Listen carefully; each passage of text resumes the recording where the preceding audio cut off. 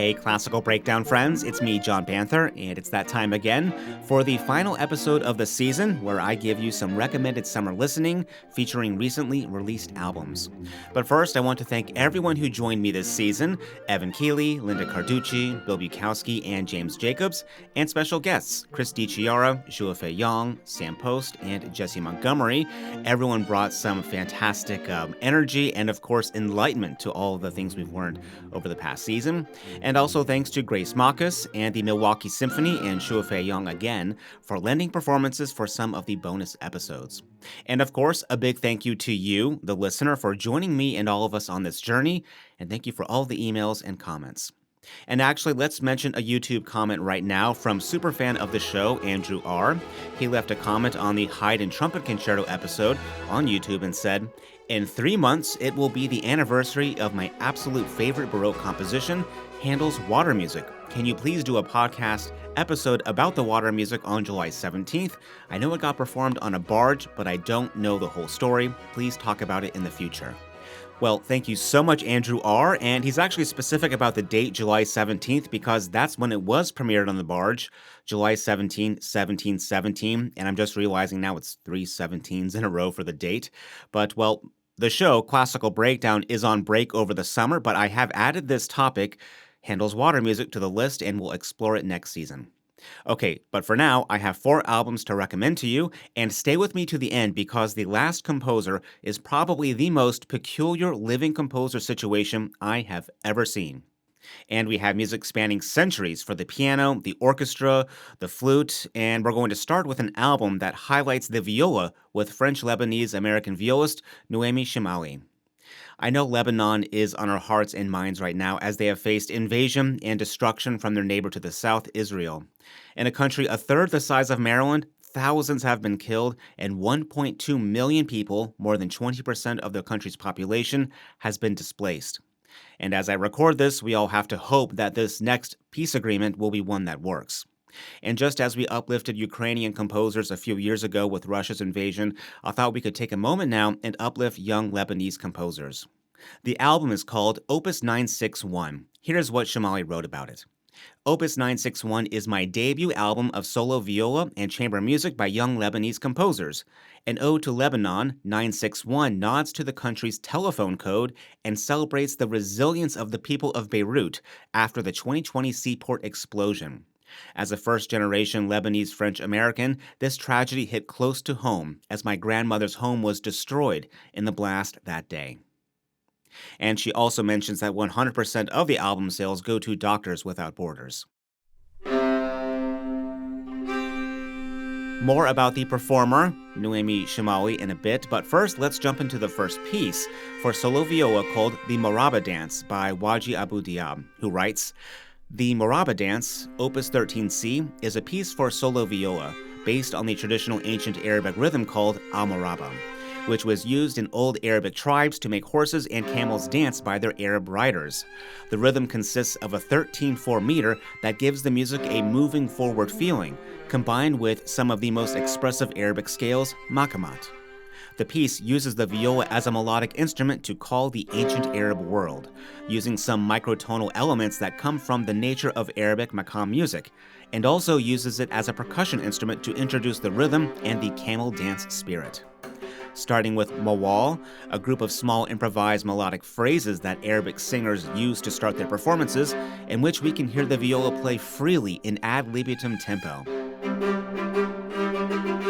Then, moving along to introduce the rhythmic elements using some of the most percussive techniques on the viola, and gradually adding the melodic elements, alternating between normal and harmonics, resembling the Arabic old instrument rababa that is well known for its breathy nasal sound, in addition to the clear rhythmic accent that keeps the moraba pulse alive.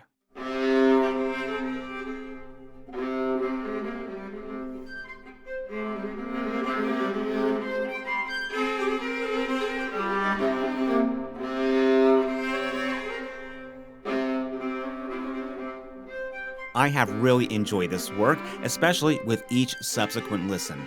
First things first, making your horses do movements or even dance like things without using any halters, bridles, lead lines, or anything is called liberty training here in the United States. I used to ride until recently, and while I never did this, my spouse has done liberty training. It's all based on your body language, movements, voice, and cues, and it requires a very deep bond between person and horse, which can also be done with camels, as they are just as smart as horses, who are very intelligent. The Maraba dance is a dance rhythm and style that most of us, maybe like me, were pretty unfamiliar with. So with each listen, you get more and more. And what might feel like this grating or pushing against a single beat or an idea, I feel like this happens and it just turns into a slow and intricate dance between person and animal, and maybe even blurring the lines.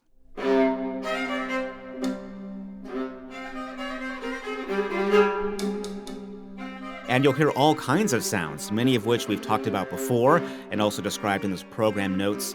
Things like moving the bow closer to the bridge to change the timbre. There's humming, microtones, which are note intervals that are smaller than half steps in our notation system.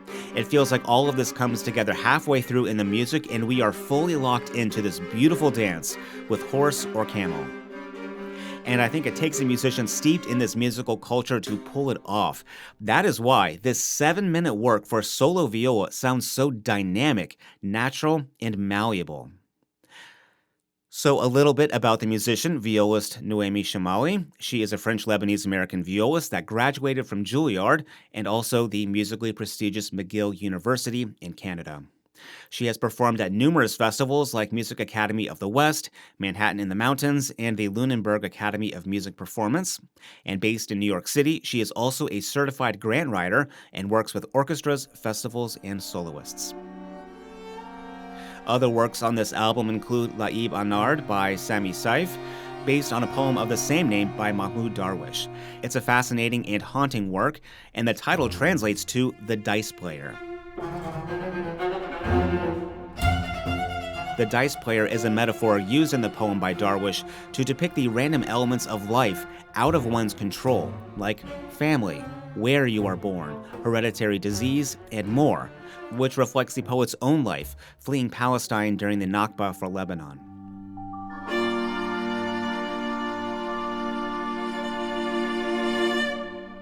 Also included is a work by Mary Kuyumjian called The Revolt of the Stars. It is a strikingly beautiful work that you need to hear in full.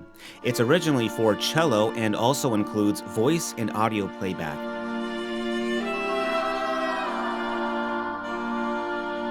Kuyumjian writes, "The Revolt of the Stars is inspired by the Armenian fable by the same name, in which the stars unite in an attempt to outshine the sun and the moon. The fable questions the effectiveness of strength in numbers when a group that lacks strength in spirit rises up against those in positions of power." Other composers included here are Sahad Haddad, Lael Chaker, and a work by the soloist herself, Noémie Chamaly, on her album Opus 961. The next album is called In Plain Sight and features pianist Joanna Kasparak in music that spans centuries. The album's brief description, I think, tells us all we need to know. It says, "The women composers heard here were never hidden. They were present, alive, and often celebrated in their own time. Their music performed, published, and enjoyed alongside that of their male contemporaries. Some of them moved in the same artistic circles as Mozart, Haydn, Liszt, Grieg, and others. Their works meet the same highest artistic standards. In Plain Sight does not set out to argue or proclaim. Rather, it offers a listening experience created by genuine fascination with this repertoire, some of it recorded commercially for the first time, and trusts the music to speak with its own authority."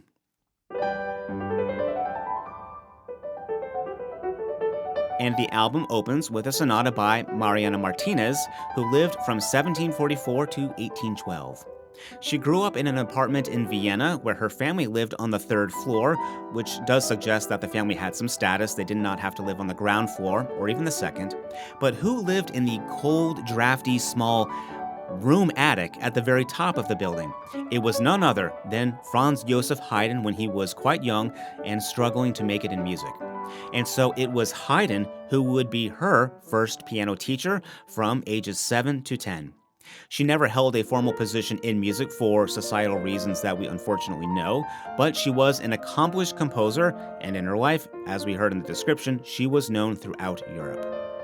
The sonata included here is delightful, and maybe you've noticed so far that it has a kind of urgency to it. Even in the slow movement, it's rarely idle and has this need to just keep moving.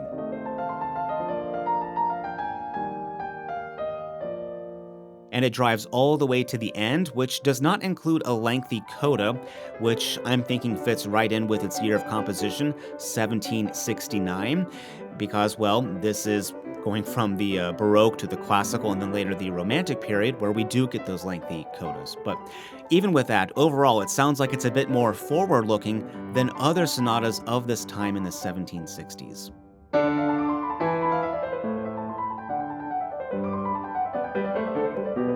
A little bit about prize-winning pianist Joanna Kasparek.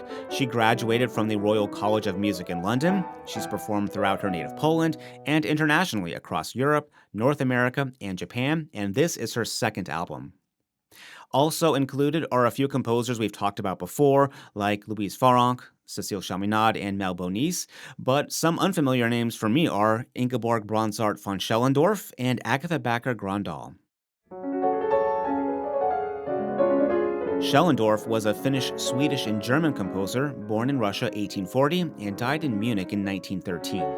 She was a well-known concert pianist in Europe, and she toured until 1867 when she was forced to quit working publicly when her husband was appointed to the position of general manager of the Royal Theatre in Hanover. But she did continue to compose, and Joanna Kasparek plays her 4 piano pieces written in 1874. These are shorter, and I think they fit squarely in the Romantic era. 2 of the 4 pieces are Wiegenlieder, or lullabies, and I can imagine these would be lovely arrangements for an instrument with piano as well, or maybe in a wedding, if the kids come down the aisle throwing flowers and stuff, if that's your thing. We don't need to hear the same music at a wedding over and over again, so things like this, little lullabies, I think work in those situations too.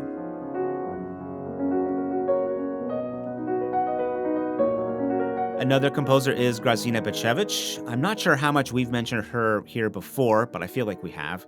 She was a Polish-Lithuanian violinist and composer born in 1909. She was concertmaster in the Polish National Radio Symphony in the 1930s, and she stayed in Warsaw during World War II, writing and performing in underground concerts, and then fleeing after the Warsaw Uprising.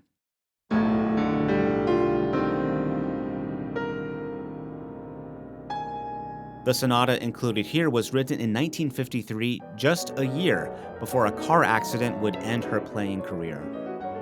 She wrote this in a traditional form. It follows the sonata form structure in the first movement. And something I thought about was that the music is already, at this time in the 1950s, some people are already heading into this avant-garde direction. And writing something in sonata form, I think, was just seen as out of style or just not heady or, quote, intellectual enough. Shostakovich, he wrote just 2 piano sonatas back in the 1920s, I think. Prokofiev wrote his final piano sonata, number 7, just a few years before in the 1940s, but there's not a lot of this style of music, I think, happening at this time. And the first movement has an urgency to it, maybe not too dissimilar to the first work on the album, which was composed like nearly 2 centuries earlier.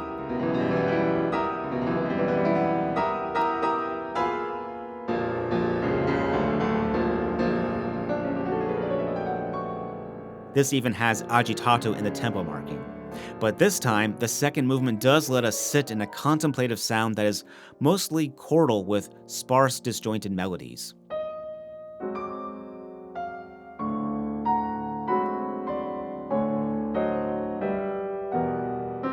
And after a long pause, the final movement takes off with nervous energy and also disjointed sounding at first, maybe carrying over from the second movement. But it moves away from that before long. I think we hear all kinds of influences come out in this movement, like early 20th century France for sure, but also 1920s and 30s Paul Hindemith and Walter Piston, I think too, and how some of the lines suddenly start or how they twist together, which wasn't something I was thinking at first with Bacevich's music in the 1950s. So that's In Plain Sight, featuring pianist Joanna Kasparek. Our third album for the summer is The Deep Has Always Known Me, featuring flutist Brandon Patrick George and pianist Brian Wagorn. The album title gets more interesting the more you think about it. The Deep Has Always Known Me. The idea came out of an early concert after the initial year without most concerts in the pandemic. They write about this in the liner notes. In considering what to program for such a moment, we gravitated toward the romantic cornerstones of the repertoire by Franz Schubert and Karl Reinecke. These works share striking parallels. Both are set in the dark, introspective key of E minor and rooted in narratives of love and despair. Reinecke draws on Friedrich de la Montfouquet's 1811 novella Undine, while Schubert's Trockneblumen uses an original theme from his song cycle Die schöne Müllerin, inspired by the poems of Johann Ludwig Wilhelm Müller. In each, nature becomes the emotional landscape for stories of longing, devotion, and heartbreak. To build on this foundation, we turn to composers whose vivid musical voices similarly reflect intimacy, vulnerability, and passion. The works of Lily Boulanger, Florence Price, and William Grant Still deepen the journey through their literary inspirations and distinct compositional voices while sharing the warmth of harmony and expressive richness we cherish from the 19th century and early 20th centuries. This repertoire invites reflection and introspection, but it also mirrors the way we make music together through close listening, trust, and a shared emotional language that extends beyond the page. These pieces have become part of our personal dialogue, shaped by the bond we share and the way we breathe, phrase, and respond to one another in real time.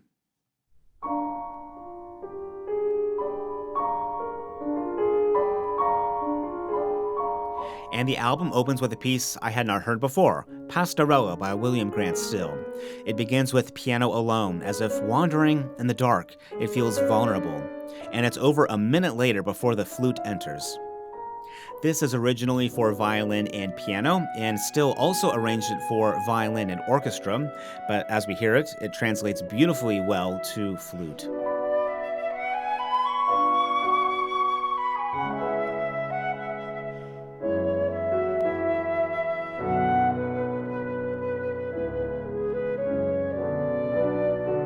And what is a pastorella? Is this different from the pastoral image of Beethoven's Sixth Symphony, for example?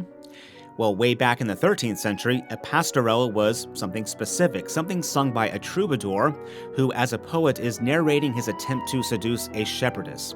But these days, and right now, it's in a pastoral sense we recognize.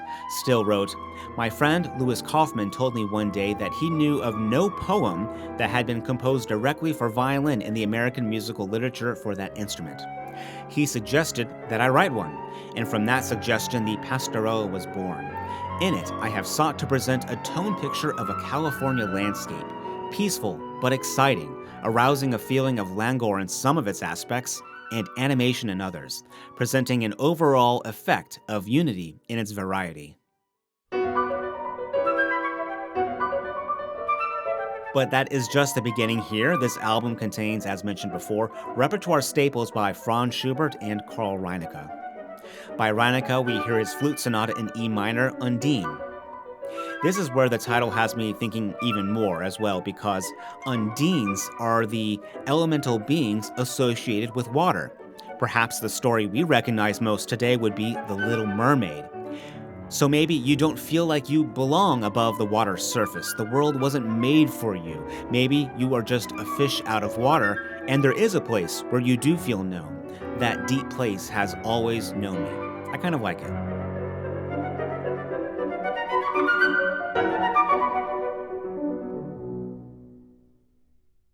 And something I also really like about Brandon Patrick George's playing is his sound. To me, it feels like he has this very colorful, rich, big yet dense sound. It stands up to the power of the low registers of the piano with this very, very core sound that has just a light coating of airiness around it. I think this is why his sound is so even from very high to very low, and how his playing can be so dynamic. Sometimes when I hear a flute with more air around the note, it makes the articulations, I think, maybe less varied and more harsh, and you have less dynamicism from your upper register to your lower register. Just my random thoughts. But who is Brandon Patrick George? He is a Grammy-winning flutist that has performed as soloist with the Atlanta, Baltimore, and Albany Symphony Orchestras, among others. And you've heard him before on my Monday evening show, Front Row Washington, because he is a member of the always touring Imani Winds, and he is also on faculty at Curtis. Joining him on piano is Brian Wagorn. He is assistant conductor at the Metropolitan Opera, has performed all over the world, and made his solo recital debut at Carnegie Hall in 2009. The other lengthy repertoire staple on the album is the introduction, theme, and variations by Franz Schubert. I'll let you discover that one on your own, but we also have water-esque sounds, I think, here in other works too, like the Nocturne by Lily Boulanger, which she composed when she was 18, a year before she won the Prix de Rome. And it has this little quote towards the end I think you'll recognize.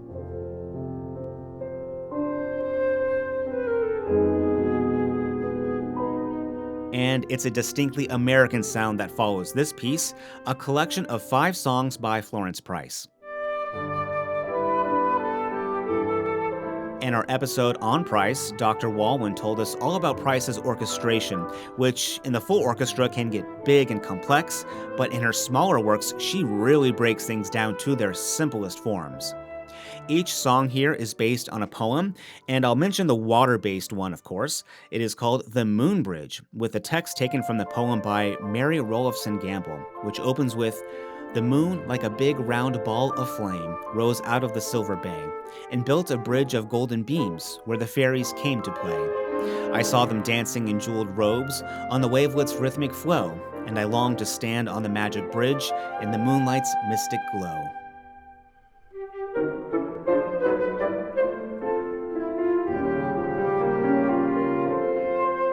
I think what makes Price's songs work for instrument and piano is that she has really broken down the music to bare elements. I used to program Schubert songs in my recitals years ago. It felt like a great exercise in thinking about articulation differently and how you can do that with phrasing, but that was really just from my own curiosity. They never came across as clearly as these songs do by Price. And the entire album was recorded at the beautiful Tippett Rise Art Center in Fishtail, Montana. And I hope my tease at the beginning was enough to make you stay. This next and final album features the music of a living composer that really is one of the more peculiar stories I've come across. And we will get to that shortly, but first I want us to just hear his music, hear some of this, before we get to that. There are several works on this album, which is just volume 4 of his orchestral music, but the big one here is his 4th Symphony. Here is what he wrote about it. The 4th Symphony, a golden rose fallen from the flat sea of time, is a recycling plant for dodecaphonic waste.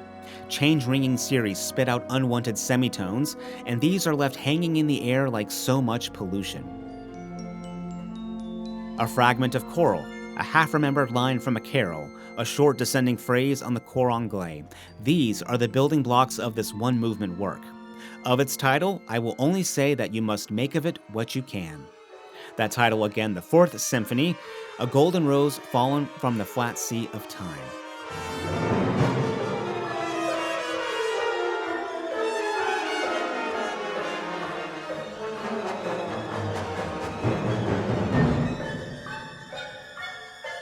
Okay, so this symphony, like his other music, is strikingly original and it defies any definition. And that program note was a bit esoteric, wasn't it? But what about the first sentence or two, which begins with, "The 4th Symphony is a recycling plant for dodecaphonic waste." What is dodecaphonic? That is referring to what we call 12-tone music, developed by Arnold Schoenberg a century ago in the 1920s, where each note in the chromatic scale has the same emphasis. None is more than the other. This is atonal music. And all the notes are heard before one is repeated. This here, the Symphony by Elcock, is a recycling plant for 12-tone music waste, which many composers criticized initially before it gained popularity, and it did have a great influence on the music of the 20th century, but we also have to admit it isn't a typical audience favorite.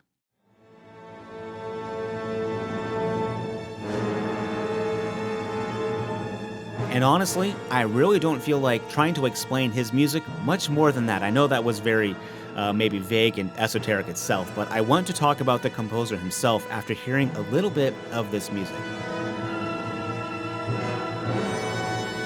Because this is also an extraordinary lesson for all of us. You've probably never heard this before, and I mean you've never heard of him before, because even though he was born in 1957 and has been writing music much of his whole life, he actually didn't really tell anyone, and I mean that literally. He did not have a formal music education, but just started writing music and did not stop. It was just something he did.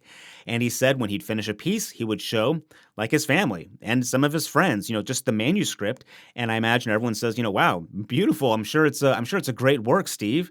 And that's really it. That was the extent of his musical life through much of his life, because he had no contacts in the music world and he did not have an expectation that his music would be performed, but he just kept writing. So what was Steve Alcock doing? Well, he was born in 1957 in England, and he majored in French language.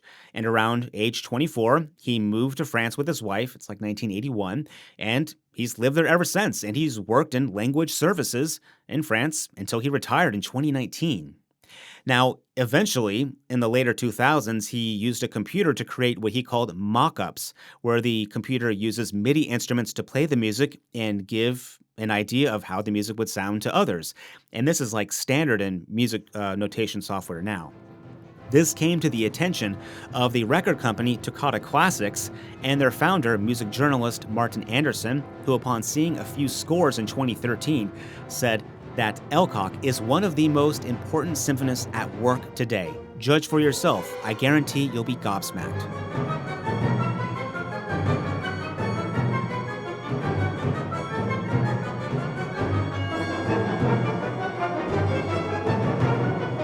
I'll post a link to Martin Anderson's entire essay on Alcock on the show notes page, and this label and various orchestras and groups have been recording his music like nonstop in volumes for about a decade now. But now I want to read you what I call like the main event for this episode. Now that we're kind of towards the end, I want to read you a chunk of a short essay that Steve Alcock wrote called Cooking Up a Symphony: What Makes a Good Recipe. In this essay, he writes some of the best advice I could imagine for people working in just about any field, and I really do mean that. This is going to take a few minutes to read, and I'm going to skip some, paraphrase some to, bring it to a little shorter for us here, but this is so worth it. At the beginning, Alcock explains the premise of this actually began as a joke, and you can read that later as I jump into the main part, which begins with him writing, "First, don't write a symphony just for the sake of it. Have something to say, preferably something urgent. There are too many symphonies out there that needn't have been written. Your symphony must grab your listeners by the throat and not let them go till the last note has ended. Don't try to reinvent the vernacular. James Joyce did that in Finnegan's Wake, and fortunately for the world of literature, he had few followers. A similar rejection of vernacular in music, though, did have followers, and the received idea that contemporary music has to be cerebral and difficult to listen to is the result. But without indulging in modernism bashing, my point is that it is not necessary. There's so much still to do in the common parlance of music, as I hope the suggestions below will indicate."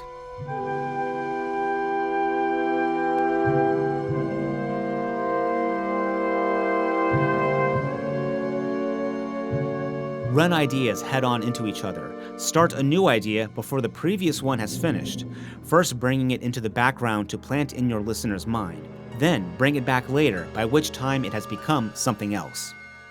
Have a simple idea, possibly even a tune, in the foreground and have daft stuff going on in the background. But therein lies the difficulty. You must find a rationale for the notes you choose, at the risk of undermining the inner logic of the piece, especially if it's a symphony. Have a long, sustained passage gradually attacked by the orchestra. Create passages of fragile beauty, and then smash them like a sledgehammer through a stained glass window, and see who wins.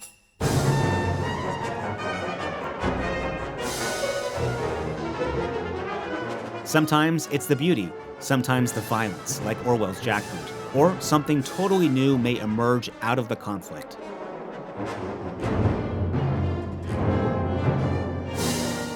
The tonal-atonal debate is sterile. Use both. Use as many techniques that composers have developed over the centuries as you can forge into a personal, coherent style.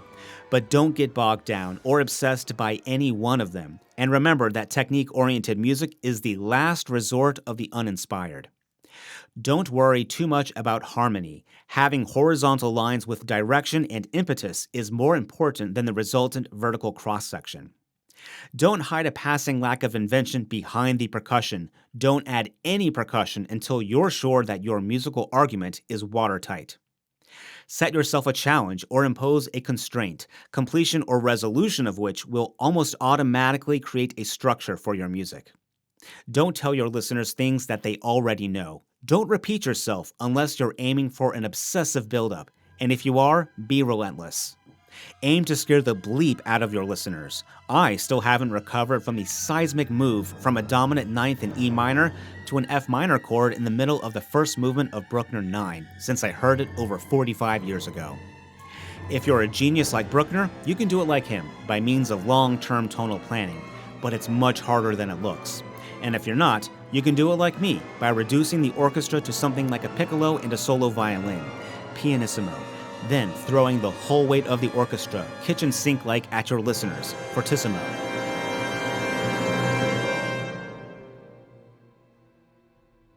Strike a match and it will flare but not explode. Scrape off the business ends of several matches and actually he describes something I'm not going to read right here for obvious reasons. No one's allowed to do anything dangerous. But as he says, you strike a match and it will flare but not explode. You do something else and maybe matches will explode with an impressive bang. He continues, so with music, don't let passages of boiling anger wander around all over the place. Straitjacket the music into constrictive forms. The Passacaglia is a good one, till it's fit to burst. Most importantly, use any or all of the above without drawing attention to them. A symphony is a constant balancing act between the elements of music, keeping them all sizzling in the pan without letting any one of them take over. Let rhythm predominate to the exclusion of the others, and you will have written a ballet. Let orchestral color be the principal source of interest, and at best, you will have written a tone poem. But more probably, something vapid and devoid of real content. Melody should be used sparingly, for it brings the argument to a halt. The great symphonies are built from pregnant motives, not tunes. A symphony is also a journey, and you have the responsibility of getting your listeners from A to B. It doesn't matter what speed you travel at, and you can linger over a beautiful view on the way. But don't lose your sense of direction. Remember that you're going somewhere. Forget this fact, and you'll find when you reach the end that all your listeners got off the bus at the first stop. And he ends it with this: don't write a symphony if you can possibly avoid it. Okay, I hope you are still with me. I was just so struck by his writing. I wanted to read that for you, as I think it is such valuable advice for so many of us in life. And after all of this, a big reminder, and I think a lesson for all of this is, you can just do things. You can just do something. You don't need someone's permission to write a song or paint a picture. So I just wanted to share that with you because I think it's also so illustrative of his music. He sounds like a genuinely curious individual who just wanted to write music and kept writing for himself. And while he has spent like 75% of his life, I know, in France, how English could he be at the end of the day, writing an entire catalog of music and then not bothering anyone too much about it until he's in his 60s? And I will put links to all of these albums, essays, and more on the show notes page at classicalbreakdown.org. But that is it for me. I hope you have a great summer and listen, as always, with an open mind. Thank you so much for listening to Classical Breakdown, and as always, you can send me an email at classicalbreakdown@weta.org.